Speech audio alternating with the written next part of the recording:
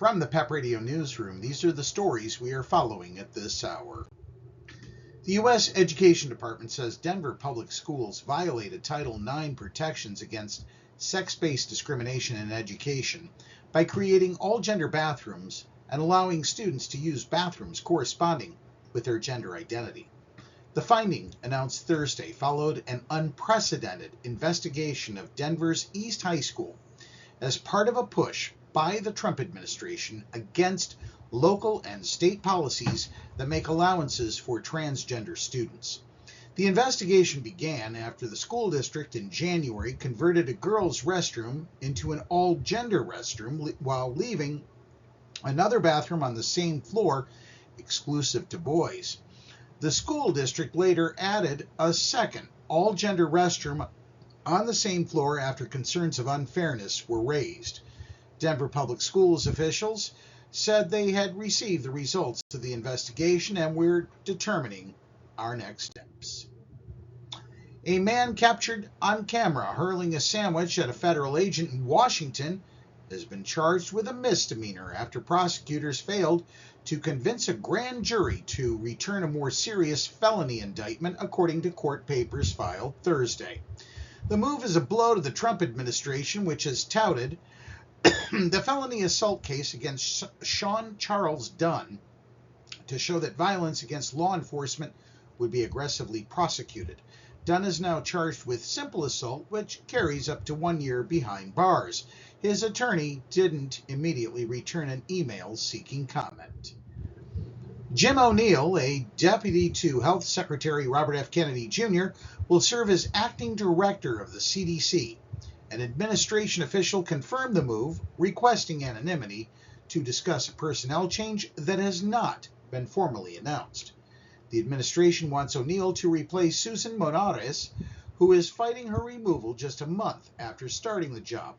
The situation has left the CDC in chaos and has caused bipartisan concern as Kennedy pushes anti-vaccine policies. The turmoil comes before a key meeting of an advisory committee that Kennedy has reshaped with vaccine skeptics. 2 Republican senators have called for oversight, and some Democrats want Kennedy fired. Governor Josh Shapiro vowed to do his part to push forward legislation that advances student safety in schools, and he urged lawmakers in Harrisburg and Washington to do the same. His words come after Minneapolis, Minnesota has become the latest community forced to the center of a national debate on school safety. At a press gathering in Washington County on Thursday, Shapiro expressed his sadness for that community. No community is immune from this.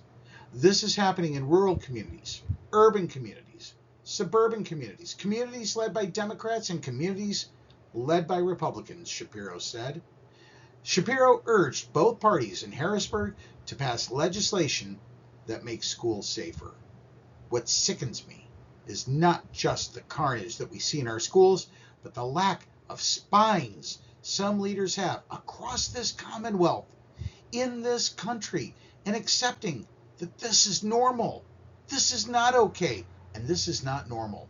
And we stand out as a nation, sadly, as a place where this continues to happen, Shapiro said.